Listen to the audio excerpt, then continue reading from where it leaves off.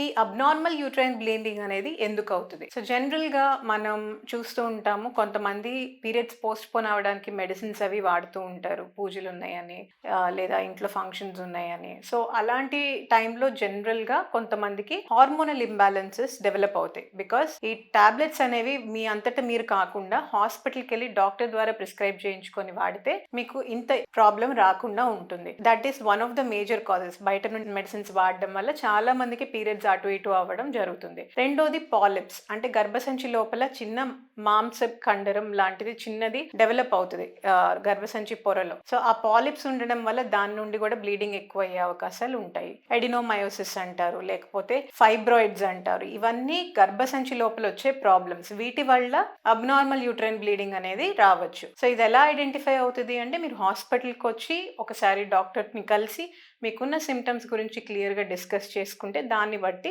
Next treatment ఏంటి అనేది మీ doctor మీకు ఎక్స్ప్లెయిన్ చేయగలుగుతారు.